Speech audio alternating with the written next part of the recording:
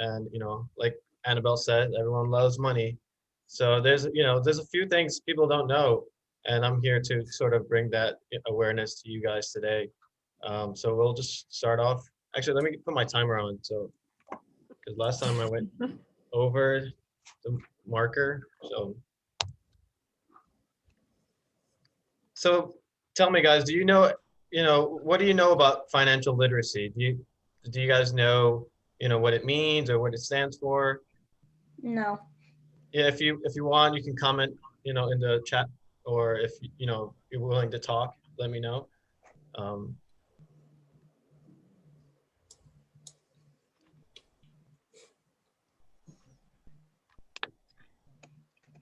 All right, so we've got nothing about it, and no, they don't know what it means. So what's it mean, Edwin? yeah, and it's understandable. I mean, even I, as a kid, didn't know anything about finance.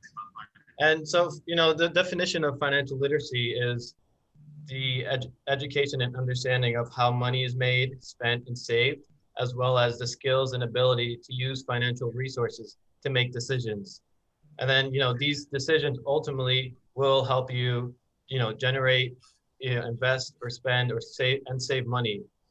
There's a misconception out there of, you see wealthy people and you say, oh, wow, um, they must be really good with money, because, but really it's, learning your basics about financial literacy. So there's a quote that I like, financial literacy is not a side effect of wealth.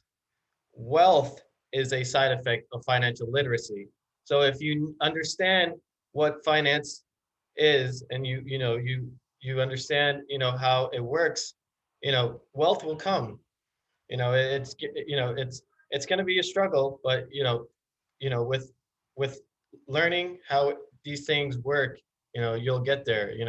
And it's important because without the concept of budgeting, taxes, saving, it's difficult to make smart decisions with money. How many times have we just, you know, uh, you got Christmas money or birthday money and you spent it on, I don't know, for guys, you probably spent it on a PS5 or an Xbox, or for ladies, you got that expensive Gucci, purse, or I don't know what girls are into, but that has sort of consequences if you're not managing your money well.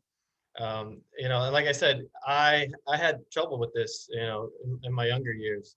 Well, I'm not that old, but hey, but and it's still, it lets this is how money works. And we're going to talk about how, first we're going to talk about income.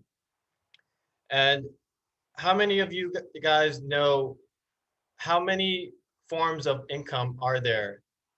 Do you guys have a clue? Well, there's something on the chat room. Oh, Teresa had said, yeah, that's true. It's important to know how to. Yeah, definitely. No, I agree. I'm going to guess, is there one kind of income? Like income is income? Well, one that, we typically know about, and there's actually 8 forms of income that people can, uh, achieve and get. So let me just move my screen over because it's blocking the way. So there's 8 forms of income. What we typically know is earned income, which is, an hourly wage, a salary, tips if you work at a diner or something like that. So it's money that is provided by an employer for, a service or a skill. And that's typically what, people get, to make a living and, to pay their bills and, to save money. However, there's 7 other forms of income. Profit income, which is, sort of buying and selling of a product. An example of this would be, there's something called thrift flip, where, you go through a thrift store and, I love thrift shopping. It's really nice, and you find some interesting things at the thrift store. However, some people might not know the value of, an item, and that's where you flip it to get, you know, a greater value or a bigger amount of money, and sort of you can do it. Um, and then there's other forms. You can sell books online. You can sell jewelry. Just those kind of things. Sort of, those are business types, um, of you know work you can do. And then some platforms you can use. Etsy. Etsy's big. Amazon. People, you hear these a lot. Shopify is another place where you can buy and sell products. Another income is interest income. Interest income is sort of, where you see when you're buying a car loan, you have to pay interest for that loan. And that's where, some of the banks, make their money. I know for me, when I took out a car loan, I recently just finished paying off my loan, after 3.5 years. Um, I paid $7,000 in interest. So that's money that the banks make. They make $7,000 of interest profit for sort of giving me money to buy a car. So, that's something that's out there. Um, and you can also get interest in your savings account. But we'll talk about more about that, later on. There's royalty income. So if any of you guys have a smart business idea, please let me know. If you have an invention, to solve our world problem, let me know. Because royalty income is other people using your idea. So if you have an idea, um, or an invention, and people use it, you'll continue to make money, off of that idea. Especially like, in music, artists all the time are making money. You hear a song on an ad, and that artist is continuing to make money off of that. I mean, that's the one of many examples I have. And then you have dividend income, and dividend is what you get when you own a stock. And a stock is sort of a piece of a company. Um, uh, like, you can own a stock on pretty much any big company like Verizon, Apple, Walmart. Um, you know, there's millions of companies you can get a share. And so, what the company, if you own a stock from a company, what they do is every 3 months they'll give back, a portion of their profits to their shareholders. And it's complicated, and you can talk about this, for hours, but that's another form of income. And then you have rental income, where if you have a rental property, you can rent it out, and you can sort of make that income. Usually, a good example is, renting out a room or house, land, mechanical equipment, even cars. When you go to those rental cars, they're renting out. You're renting out that car, so that's another form of income.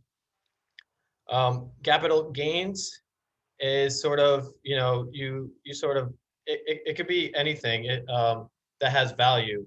So, gold, if you buy gold and then you sell it years later, it's increased in price, well, in value, and then you can make a profit off of that. And it's also like artwork.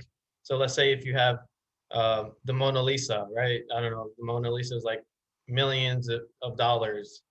Um, and the thing is, back then, when, Leonardo da Vinci was painting it, it was worth nothing.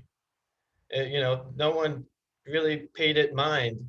But after years and years of years later, people were like, "Oh, who's this lady? She doesn't smile. Why is she smiling?" okay, let's put, let's value this at $1 million. And that's something you can also think about as well. Uh, like when And people just save baseball cards, sometimes on rare occasions they sell for lots. Yeah, I agree. Yeah, you know, um, you could pretty much do anything. Yeah, anything that has value. And then, oops, sorry. Residual income. So you continue to get paid after the work is done. So this is something a little bit more complex. I would say it's sort of like uh, subscription businesses. So um, I would say a good example is like Spotify, where you have to subscribe to Spotify. You have to pay $10 a month, for that, and it's sort of a service. So you're paying Spotify, um, an income to use their services, and you could do it in a lot of places. Like, um, oh, I got another chat on the comments. Um, I was kind of added in there too. But James did have a question. What kind of income is Bitcoin? Oh yeah, and it's, if you see right here, um, Bitcoin is a capital gains income. It's not a dividend because they don't hand out dividends. So as you buy a Bitcoin, as Bitcoin increases in value, or it could decrease. It fluctuates depending on how the market goes. So let's say you get $1,000 in Bitcoin. Okay. Uh, a few months later, Bitcoin goes to $5,000 and you sell. What's the capital gain? You just gained $4,000. And that because it increased in value. So I would say, Bitcoin is a capital gains income. Um, so and Bitcoin's going crazy right now. I don't, that's like a whole nother segment. But yeah, Is these is are Bitcoin something that is like a property then? Like you buy the Bitcoin and then it increases, or do you go in through like the stock market and stuff like that? Well, yes. I mean, you have to go. It's part of the stock market. Okay. There are certain platforms like Coinbase, um, the different platforms where you can use to buy and sell Bitcoins. Mhm. Um, but yeah, that's something you can do. Um, well, yeah, it could be also, well. Um, what was I say? Investment based. Yeah, I mean it is investment based, and investment based is a capital gains income. Like gold, you can buy gold, shares of gold, and you can sell it. I mean, it just the market fluctuates on that. But in the arrows, the arrows that are pointing, um, all of these are considered passive income. So sort of passive income is money that you hardly do any work to make income. Um, like earned income. Earned income is you have to work to gain that income. You have to work 40 hours, or whatever you do, you have to be present to make it. These income, you could do little work, but you know you'll make an income. And not a lot of people um, have these sort of incomes, because it's sort of it's hard to develop these incomes. It takes time to formulate these types of income. Rather, as earned, it's much easier because you have a skill set, and you sort of go to work and earn money. So we'll move on, and we'll talk about expenses and liabilities. Um, do you guys have any, clue of, I mean, we all know what expenses are, but do you guys know what are liabilities?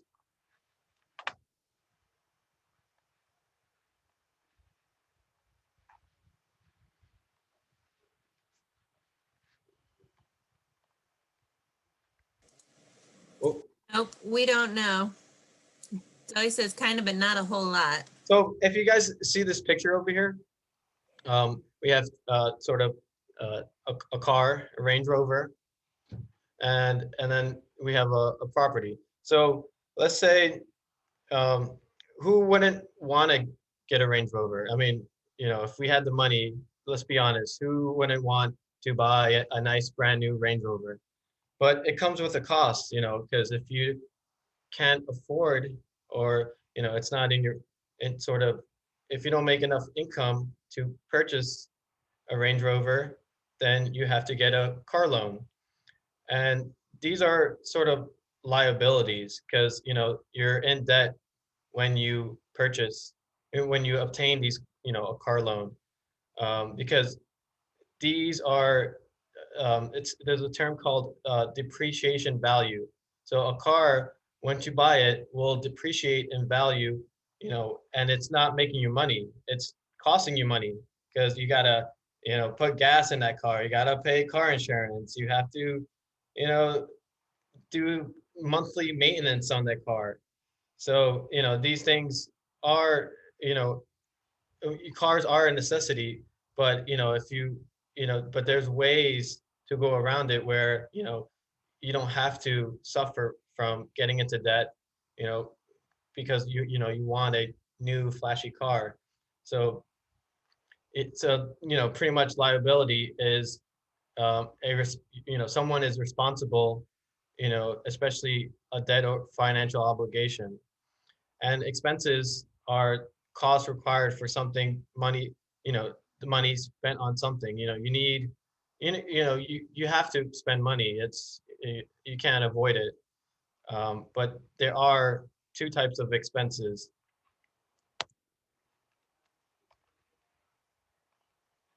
We have a fixed expenses and a flexible expenses.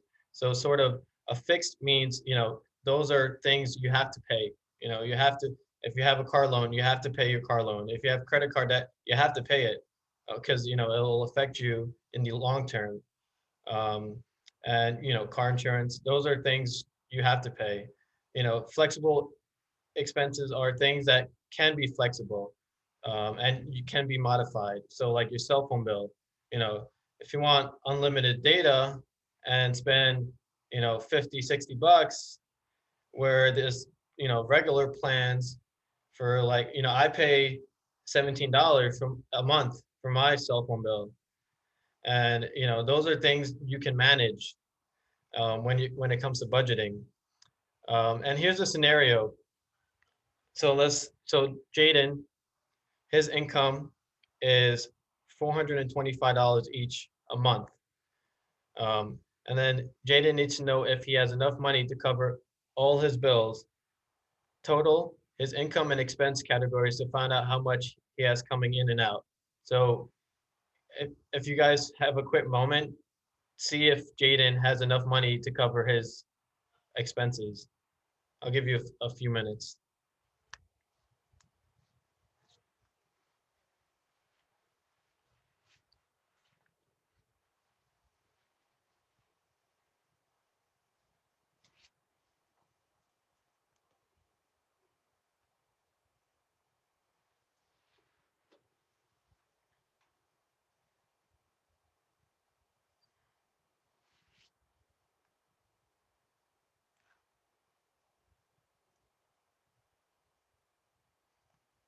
Does anyone have an answer?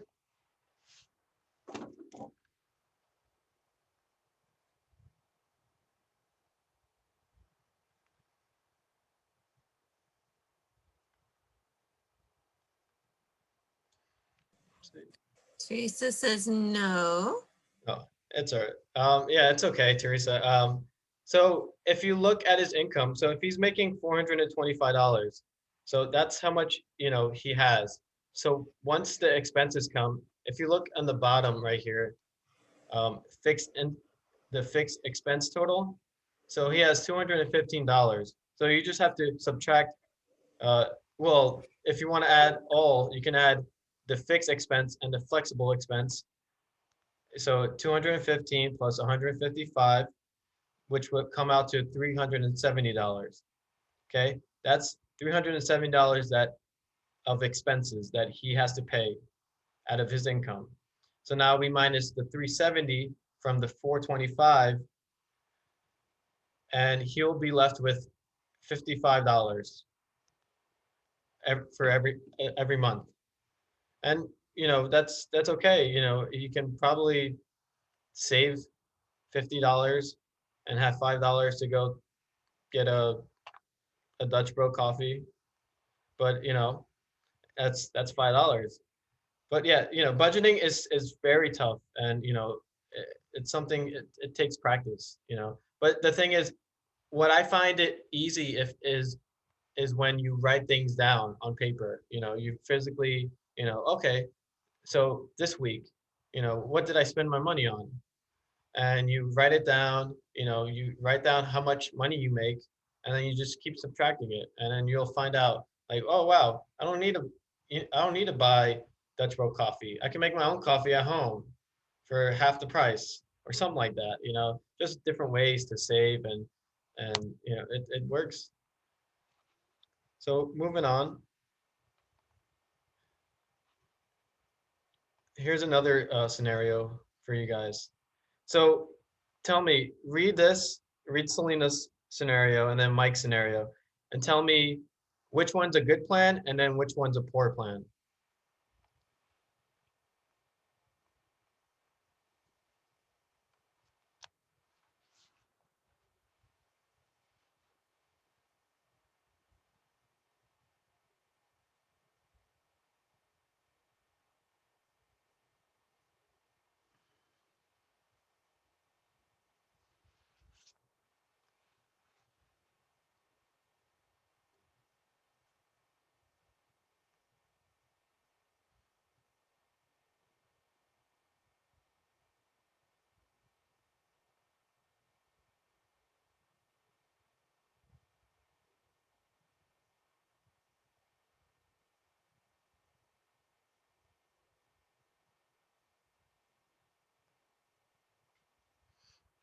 Do you guys have any ideas or?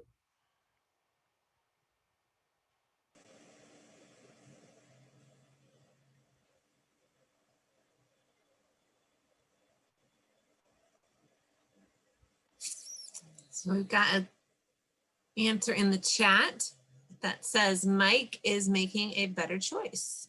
Yeah, and that's true. I mean, you're spot on with that. Mike is definitely managing his money, and he has a really great game plan.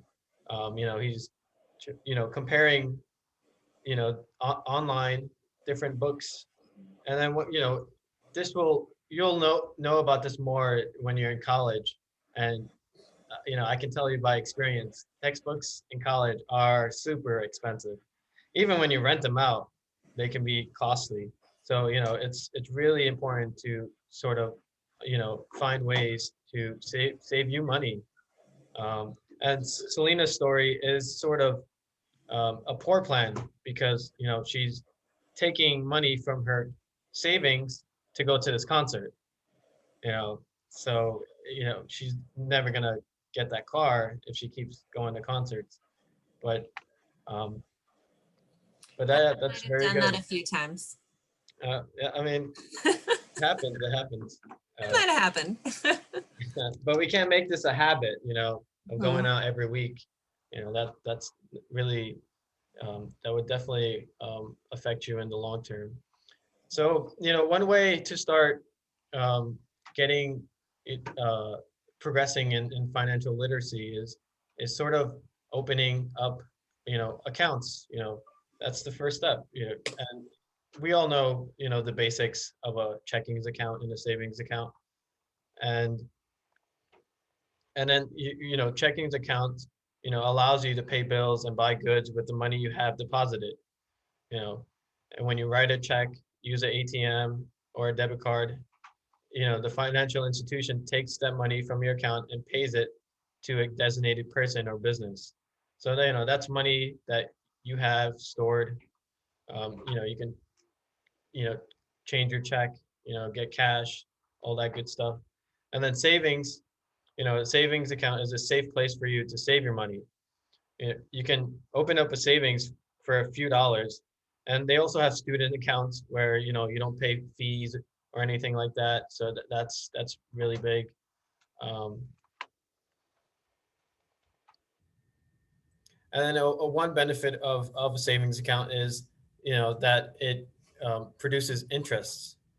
Um, and this is funny. What would happen if you put $1,000 under your mattress and left it there for a year untouched? What do you guys think?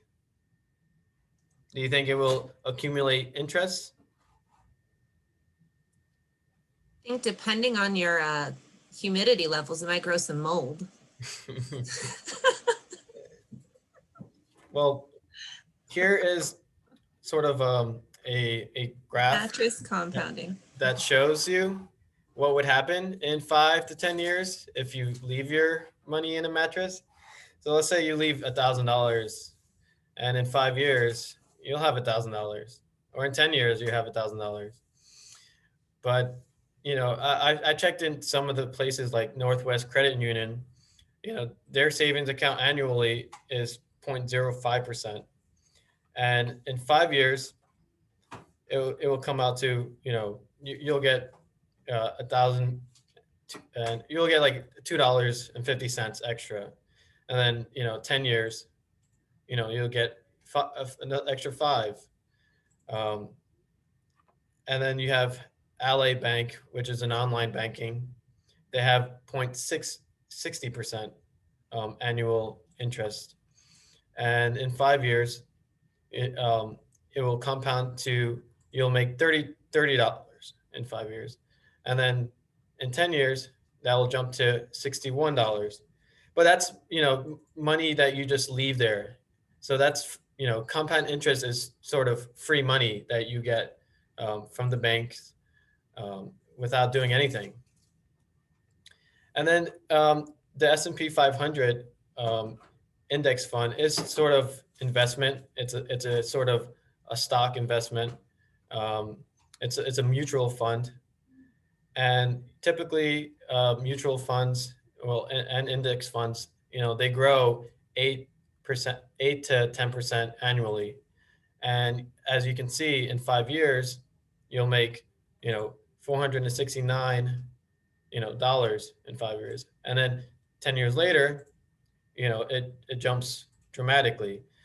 But that's a whole nother uh, talking point.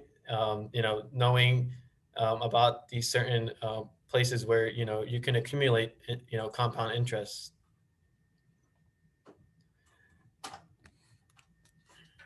So a great way to save um, is starting point. You start, you do a savings account. A great way.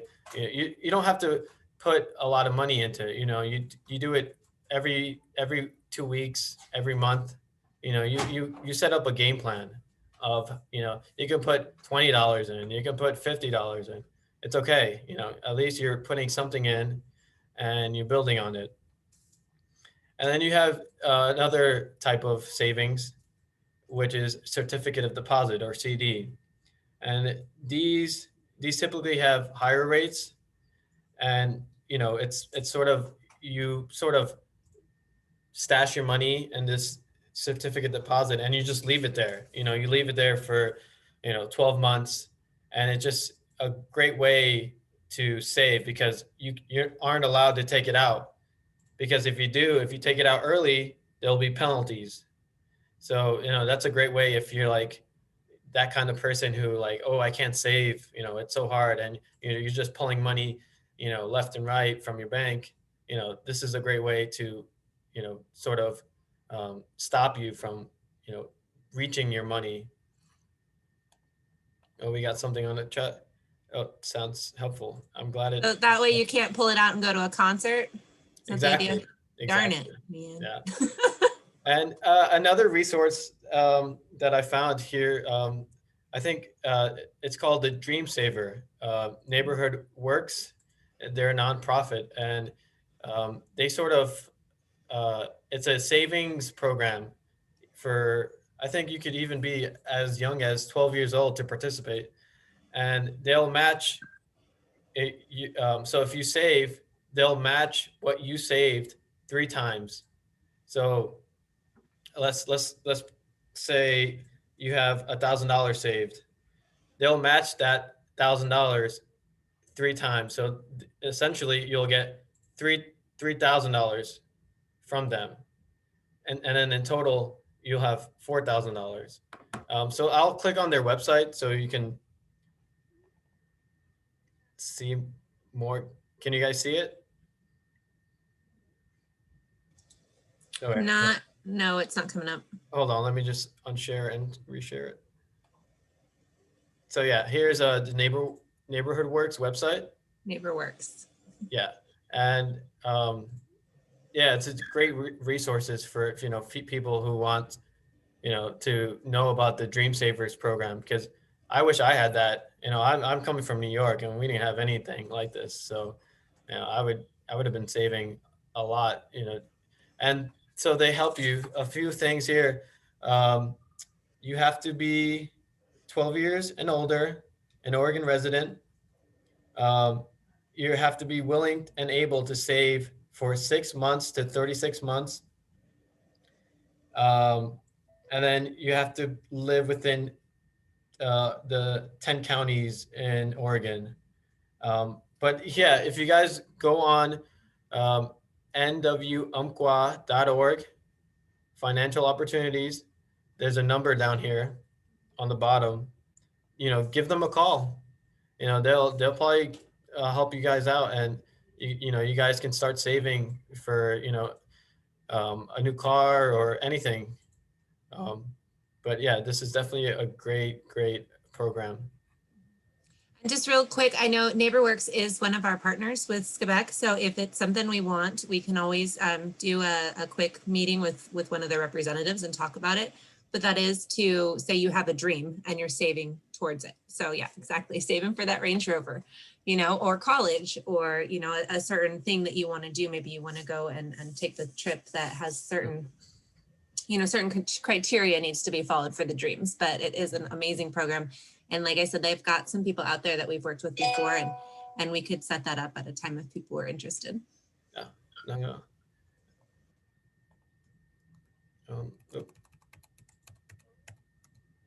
Sorry, guys. Okay. So, where is it? Okay. We're almost to the end, and what another big thing most people don't know, is sort of investing, and I'm really huge in investing. It's sort of something I've come across in my younger years, and it's something I'm still learning. Um, but it's a powerful way to sort of um, achieve financial freedom and achieve your financial goals. But before you start investing, there are some ground rules to sort of um, uh, take care of before you start investing. A big one. I know you guys are young, and hopefully you guys don't have any debt, because that would be pretty that's sad. But paying down your debt is a big part before you start investing anything. Building an emergency fund. Usually when you build an emergency fund, it's something you have to save for at least 3 to 6 months, um, in case you get out of work. If you're out of work for so long, this emergency fund will help you stay afloat, you know for that period of time until you find a new job. Or let's say your car breaks down and you need money to fix it. Car repairs can be costly, but having an emergency fund will allow you to take care of that without worrying about, oh, I don't have enough money for that. But it starts by saving, and that's the important aspect. And then understanding the basics of investment, doing your research, reading a book. There's tons of platforms. You can do YouTube. YouTube's a great platform to sort of find the basics in investments, and understanding your risks. Um, what you guys have at the moment is time. You have so much time on your hands, and you guys don't have kids, family, hopefully not. um, but you guys have to take the advantage of your situations and understand what the amount of investment you can sort of invest in, um, and be mindful of the risks involved in investments, because there's always risks involved when investing your money. Some investments things that you can invest in are stocks. 401k is definitely an investment. RRA, you can invest in property, you can invest in a business. There's a lot of things you can invest in. You know and if this is something you guys want to talk more about, uh, I'm always going to do these workshops. So if you have some suggestions, or some things you want to learn more about, let me know, and I can definitely put a PowerPoint up and talk about these things. And last but not least, your financial goals. What are your financial goals? I mean, it's something you should think about, especially early on, so you can create a foundation. Is it your short term? Is it going to be a long term goal? Are you in it to build generational wealth? Do you want to become financially free? Or do you want to buy a home? Do you want to get that fancy new car? It takes, you know yeah, it's just, these things, you have to start thinking about it, and be mindful of your situation. And I would like to hear, some of your financial goals, if you guys ever thought about it, or um, if you guys want, comment on the chat, or just or talk about it.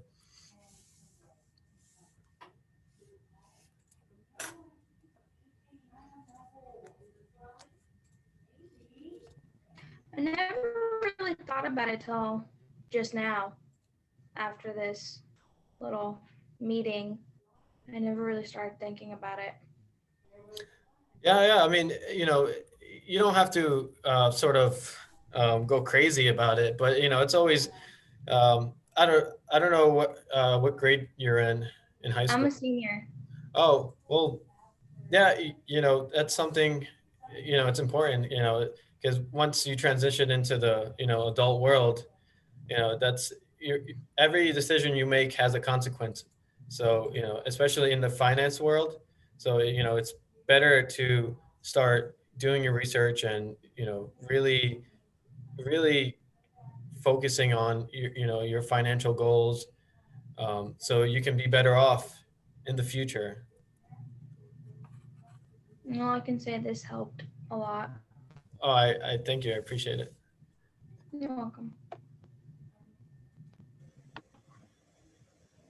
Jackie shared a tip or a comment in the chat about her brother taking international trips every 2 to 3 years. So that would give him a savings plan, right? Or a goal, that he wants to be able to do that ahead of time. So that's awesome. Yeah, and if you guys have any questions, or anything, we can reach out to, you know, myself, Renee. If you're in Douglas County, we have Annabelle at Coos, and then we have Jackie at Curry, and we're here to help in any way we can. Um, and yeah, we also, if you guys looking for internships, you're looking for jobs, we can hook you up. But yeah, if you guys have any questions, about financial literacy, or any investment, you know, don't hesitate to contact me. I'm right now. Um, yeah, you can even tell Annabelle I talk about stocks like every time I, you know, meet. Annabelle. So it's just something I'm passionate about, and I just love talking about it. There's so much things you can talk about, you know, with money. So For sure, there is. And I just have a very baseline understanding off of some YouTube videos. So I get to ask Edwin some questions every now and then on investing, because I really, until I was probably about 30 or so, I didn't even start thinking that, oh, it's in a savings account, so it must be gaining interest. But like you can see on Edwin's, I was gaining 0.05% interest. So I'd always see these things in my bank account where it's like, oh, here's your 21 cents. It's like, oh, thanks, yay. So I earned something, and so then you start thinking about, okay, there are these different ways to save, but then actually turn that into an income, right? Edwin, does that make sense? yeah, no, that makes perfect sense. Yeah, and there's concepts of inflation, and inflation is increasing in the economy, so it eats away at the dollar. But that's getting a little technical, and I don't want to confuse you guys, but this is sort of like the basics of money, and there's more to talk about. But yeah, I appreciate you guys joining us. And did I hit the marker? I don't know. Is it? I think you're right over 45 minutes, but it looks great to me. Oh, So good job. yeah, Good job. nice. Just so everyone knows, so last time Edwin ran a workshop, we were over an hour. Yeah. And I had told everyone, oh no, it's going to be 20 minutes. We'll be really quick. I just talk too much. I don't know. I don't know why, but yeah. Yeah, I appreciate you guys for coming. And you can catch me, was it next Wednesday? Yeah, we'll be doing social media and networking. And I promise I'll keep that to a minimum of a little shorter this time. Yeah. So yeah, and then I'm on Tuesdays and a little bit later in the day at 3:30. I have a drop-in for job applications and resumes if you want to have some one-on-one time, or I have some presentations if people show up too. But just where do you look for jobs and what do you put on your resume when you're applying? And then Jackie, which ones are you doing? I have people skills, how to present and give people a good impression based on actions and words and those sort of things that are really important during interviews. And then we have 2 different segments on interview preparation, what to do during an interview. And then there's another segment on questions, just doing practice questions and answers for interviews. So that happens on Thursdays at 11:30. Okay, perfect. Awesome. Well, thanks everyone for coming. It was good to see you. Bye. it was nice meeting you guys. Take care. Nice meeting you.